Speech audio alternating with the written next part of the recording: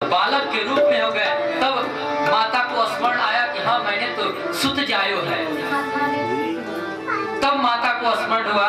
तो इस तरह से कौशल्या माँ ने राम जी को जन्म दिया और माता कौशल्या बोलने की शक्ति समाप्त हो चली। खुशी के आंसू है। खुदा देता है जिनको खुशी उन्हें गम भी होते हैं। खुदा देता है जिनको खुशी उन्हें गम भी होते हैं। जहाँ बजती है शहनाई वहाँ मातम भी होते हैं। इस प्रकार से राजा दशरथ अपनी अंतरात्मा को संभाल नहीं पाए, उस खुशी को संभाल नहीं पाए। किस प्रकार से वो अपने धीरे धीरे ये समय बीतता गया और उन सारे बालकों को संस्कार दिए गए। संस्कार से धीरे धीरे सब कोई आगे बढ़े। उनका अब नामाकरण संस्कार आया। अब नामाकरण देखिए, सबसे पहले राजा राम जी आए हुए हैं, सबसे पहले प्रभु राम आए हुए हैं और नामाकरण ऋषि सबसे पहले प्रभु राम का नामाकरण नहीं कर रहे हैं। सबसे पहले किनका नामाकरण कर रहे हैं? शत्रुघ्न जी का। सबसे पहले शत्रुघ्न जी का नामाकरण कर रहे हैं।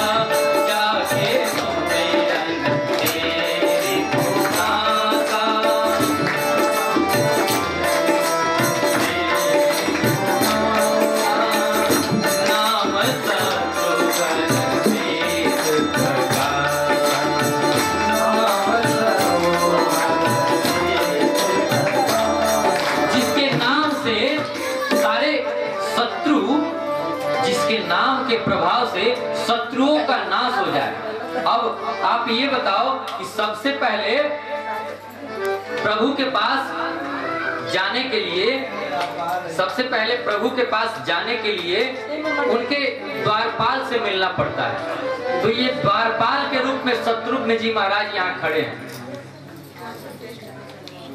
द्वारपाल के रूप में शत्रुघ्न जी महाराज यहाँ पे खड़े हैं, जिनके नाम से सारे शत्रुओं का तत्क्षण ही विनाश हो जाता है। मानस में तुलसी बाबा ने बता रहे हैं कि जिसके सुमिरन मात्र से सारे शत्रुओं का विनाश हो जाता है। इस प्रकार से आगे बताया कि लक्ष्मण जी हैं,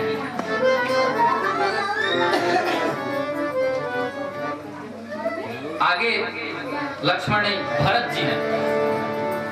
भरत जी का चरित्र बताते हैं सुखदेव जी महाराज और ये कहते हैं कि भरत इतना कोमल हृदय वाला है, इसका बखान भरत चरित्र अगर कही जाए तो ये समाप्त होने वाला नहीं है। भरत के गुणानुवाद राम भी नहीं कर पाए।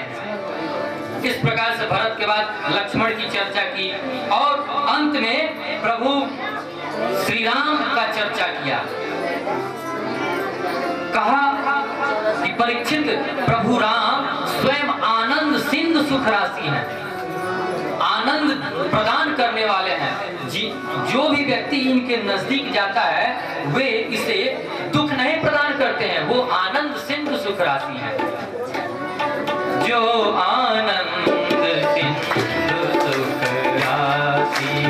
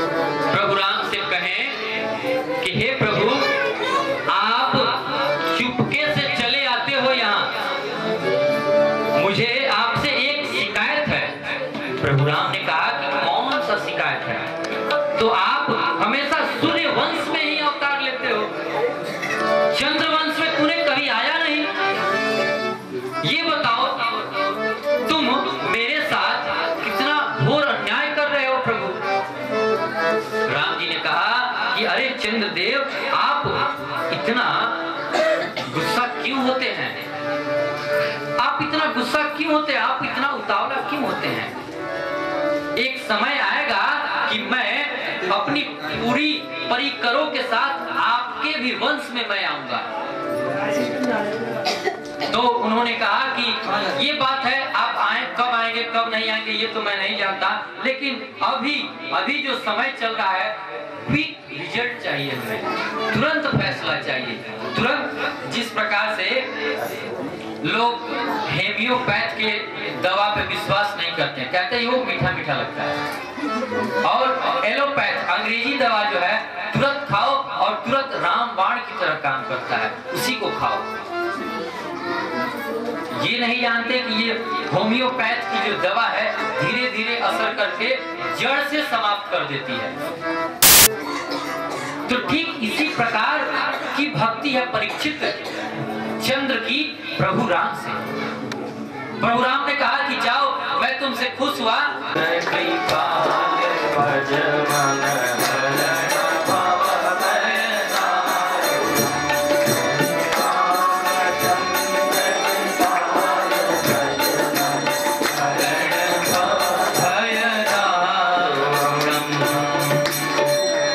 इस प्रकार से प्रभु का नाम रामचंद्र पड़ा।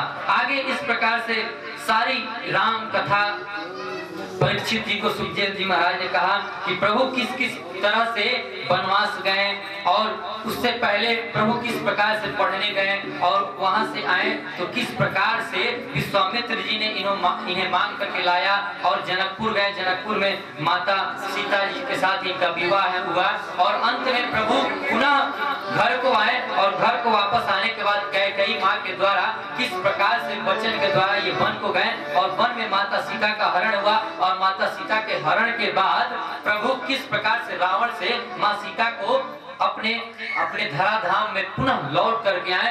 एक बार बोलिए राजा रामचंद्र भगवान की। आइए हम सभी लोग रामचरित्र यहीं पे विराम देते हैं। थोड़ी सी राम प्रभु का हम लोग संकीर्तन कर ले और उसके बाद पुनः कृष्ण के चरित्र के बारे में हम लोग चर्चा करेंगे। समय तो बहुत अधिक हो चला है, लेकिन हम लोग भी यहाँ समय से बहुत बाद आए हुए हैं। और ये जो एक बार बोलिए राजा रामचंद्र भगवान की जय, व्यास जी महाराज की जय। अब आप लोग बताएं, लाला आज आएंगे या कल? आज ही 10 बज जाए। चलिए तैयारी हुई है तो लाला को हम लोग बुलाएंगे। आगे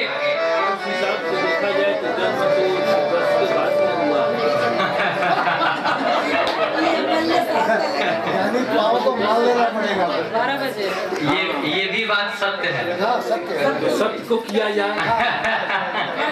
राजी महाराज आइए को किया जाए, जाने तो किसी को नहीं किया जाएगा। इस प्रकार से प्रभु का चरित्र यही समाप्त किया। कुश के वंशों का वर्णन, चंद्र वंश का वर्णन, एल गाधिक निमि के वंश का वर्णन और इसी में हुए परशुराम जो कार्तवीर्य का वध किया, जिन्होंने परशुराम 21 बार क्षत्रियों का संहार कर दिया। आप लोग शांत हो जाएं, शोरगुल करेंगे अगर आप लोग।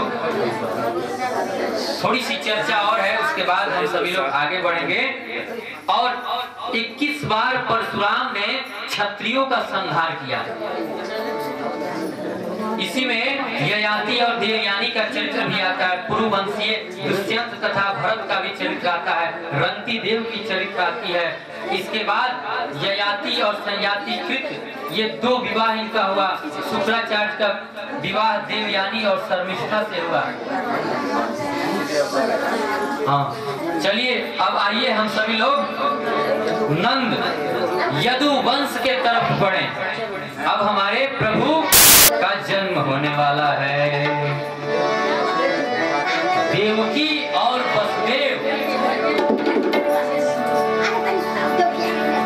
अजमीर और देवमीर, इनके पुत्र हुए सूर। सूर के मरीसा पत्नी हुई। इन्हीं के घर वसुदेव जी थे। इन्हीं के घर वसुदेव जी भी थे। वसुदेव जी वसुदेव, जिन्होंने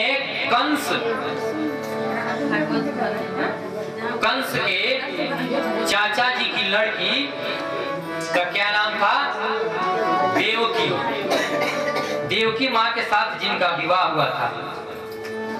एक नाम इनका था आनक दुंदुभी। इनकी 7 पत्नियां थी। उन 8वीं पत्नी हमारे माता जी देवकी मानी जाती हैं, 8वीं पत्नी। और इन्हीं के घर गोविंद का प्राकट्य हुआ। प्रभु का जन्म मथुरा में हुआ। आप सभी लोग शांत हो जाएं तो अच्छी बात है, नहीं तो क्या है कि कहना कुछ और चाहता हूँ और कह दी कुछ और, तो बस इसमें भी अड़चन पैदा हो जाएगी। बस इतना आपने समय दिया यहाँ पे, तो अब थोड़ा सा और समय देना है और यहाँ से माखन और मिश्री लेकर के जाना है। थोड़ा सा और दे, यही तो समय है, यही तो माया हमें जकेटती है कि जब हमें फल प्राप्त करना होता है तो ये जीव माया के बंधनों से मुक्त नहीं हो पाता है। इस प्रकार से बहुत सारी बातें बताई गई। तो परीक्षित जी महाराज ने कहा कि किस प्रकार से प्रभु का जन्म हुआ, आप ये बताओ।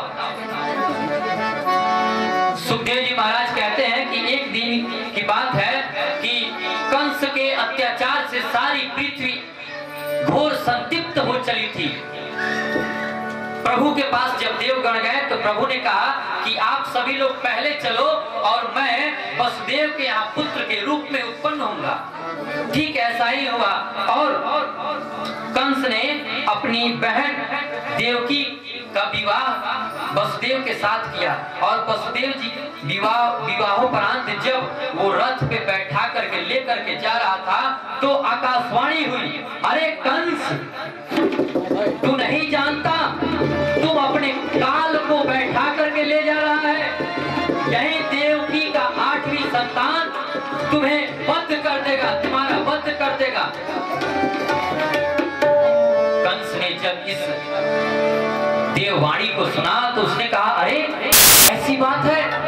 तो उसने तुरंत अपने पास से तलवार निकाला और उसने कहा, ना रहेगी बांस और ना बजेगी बांसुरी, मैं इस देवकी का अभी बंद कर दिए देता हूँ। तत्क्षण वसुदेव जी महाराज हाथ जोड़े और कहें कि हे कंस, अगर आप अपनी ही हाथों से अपने बहन की हत्या कर दो तो ये जमाना आपको क्या कहेगा, ये जमाना आपको क्या कहेगा। इसलिए आप छोड़ दे। अब मैं जानता हूँ कि इसकी 8वीं संतान आपका काल होगा, तो मैं आज से ये संकल्प लेता हूँ कि ये मेरी पत्नी जितने भी संतान को उत्पन्न करेगी वो मैं आपको सौंप दूंगा। कंस ने कहा, मैं तुमसे प्रसन्न हूँ वसुदेव, तुम हमेशा सत्य बोलते हो, तुम सत्यवादी हो। लेकिन फिर भी उसके मन में एक बेचैनी सी समा गई कि कहीं ये कल होके कहीं हमारे साथ कोई प्रपंच कर दे। तो उसने उन दोनों को जेल खाने में डाल दिया। बंदी गृह में जब डाल दिए तो समय व्यतीत होता गया। धीरे धीरे समय जब व्यतीत हुआ तो आगे प्रभु के जन्म के पूर्व सबसे पहले देवकी माँ एक पुत्र को जन्म दिया। जब उस पुत्र को लेकर के वसुदेव कंस के पास गए और कहा कि ये लो तुम्हारा काल पहला है, अगर ये भी तुम्हारा काल है तो इसे भी मार डालो। कंस ने कहा कि हाँ ये बात सत्य है। लेकिन कंस के अंदर एक सुबुद्धि तुरंत जागृत हो गई। कंस ने कहा कि आकाशवाणी तो हुई है 8वीं संतान की, ये 8वीं संतान की आकाशवाणी, ये तो प्रथम संतान है, ये मेरा कुछ नहीं बिगाड़ेगा, तुम इसे ले जाओ। लेकिन तत्क्षण जहां झगड़ा लगाना होता है वहां नारद जी पहुंच जाते हैं। वसुदेव लेकर के चले और वहां नारद जी पहुंचते और नारद जी ने कहा, ये तू बता। नारद जी ने कहा, जैसे मैं पूछता हूं, ये काहे का नोट है? 10 का नोट है। ये काहे का नोट है? ये दोनों तरफ से देखो, ये 10 का नोट है। इसी प्रकार से नारद जी महाराज ने कहा कि 8 लकड़ी ले ले तू, 8 फल दिए उसको और कहा कि इसमें बता ये 8वां कौन सा है। इधर से भी गिनता तो है 8 और इधर से भी गिनता है तो ये भी 8 है। कंस के मन में कुबुद्धि प्रवेश किया और कंस ने कहा कि नारद जी महाराज आपने तो मेरी आकर के आंखें खोल दी, मैं अभी जाता हूँ और देवकी के उस प्रथम पुत्र को अभी मैं वध कर दिए देता हूँ। इस प्रकार से कंस ने देवकी के 6 पुत्रों का वध कर दिया।